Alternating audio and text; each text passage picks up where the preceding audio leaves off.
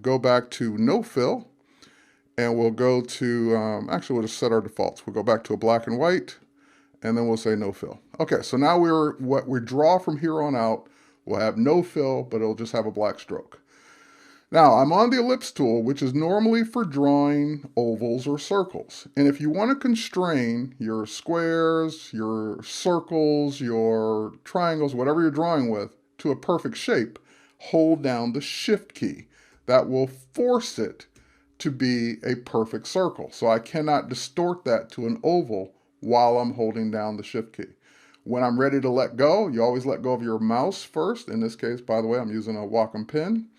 And then you can let go of the Shift key. And speaking of pins, I'm doing this whole thing on a Wacom Cintiq. You definitely want to invest in some type of tablet if you're going to work in Illustrator or Photoshop for that matter and do a lot of detailed work. I'll get into that in a few minutes on one of the next ones that's coming up as to why that's important. But just note that no matter what tablet you buy, even a $50 tablet is better than a $100 mouse any day of the week. It's just going to give you more control, more abilities to draw with. Okay, so and you'll just have a better experience using the Adobe products with the tablet. Okay, so now that I've got this circle, I want to draw another circle. Now, Illustrator has what are called smart guides, so things that light up as I come around and touch different, or not even touching, but hover over different areas. So if I start at this point at the top here, and I start drawing a perfect circle, I hold down my Shift key. When I get to the center point of this shape, it will highlight and let go. So, oops, let me undo that. I let go too soon.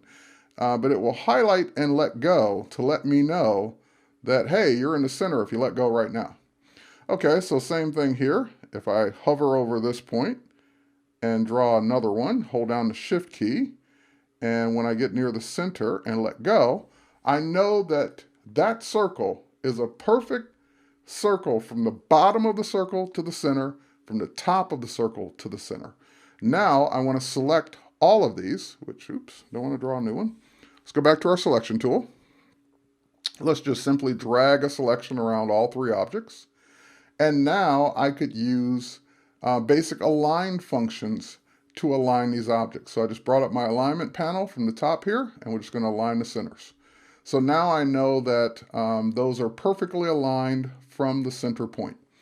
Now that they are perfectly aligned, I'm going to grab my ellipse tool one more time, and now I want to draw a perfect circle from the center of this top circle. Now if I hold down and start drawing, it will do it from the center in the direction I draw out in. But if I hold down my Option key or Alt key and hold down my Shift key, I will have a perfect circle from the center point. So Option says draw your box, your rectangle, your circle, your oval, whatever, from the point where you first clicked and started dragging. Shift, again, makes it a perfect shape, perfect circle in this case. Now, a lot of times we draw things that we want to have another one, another circle, 5 circles, 10 circles, whatever, and we want them to be exactly the same, but we don't want to have to keep drawing them over and over again. So I'm going to show you, this is a bonus one. It's not one of your 10, but it's one I use all the time. And that is, I'm going to hold down my Option or Alt key with my selection tool and drag the one I just did. And that will give me a perfect shape, perfect selection, perfect drag duplicate of the one I just did, because I use my guides that light up automatically. So now I've got these shapes here, and I'm going to select them all, again with the selection tool, and we're going to combine them together and to get like a yin-yang. I borrowed this technique from my colleague Rufus. He does this all the time, and I think it's pretty cool. So one of the new tools to combine shapes with is the shapebuilder tool. And once you make a selection, the shapebuilder tool will automatically identify anything you hover over as a potential shape that can be combined. So if I want to combine this circle with the bigger circle underneath, I just click and drag between the two, and that will combine the two. So that's giving me the beginnings of my yin and yang. And again, we'll do the same thing over here, drag, and that is combine the two. So now those are without me having to draw a perfect circle, ovalish, swishy thing. It just did it for me by combining the two shapes. Now I want to use the one on top, which is just a black stroke with no fill on top of another black stroke with no fill. I want to actually use it to cut out the shape underneath. So using the same shape builder tool, all I do is hold down my Option or Alt key, and you'll notice that instead of a plus sign, I get a minus symbol on the tool. So now if I just click, that will cut out that shape underneath. Okay, so now that we've done that, the next thing we need to do is start filling. So we'll use our selection tool, and we'll select the one on the bottom here, and we'll just fill that with black. Oops, didn't select only the one. There we go. And we'll fill that with black now. There we go. And we'll select this one. And how am I filling it? Well, I'm using a shortcut.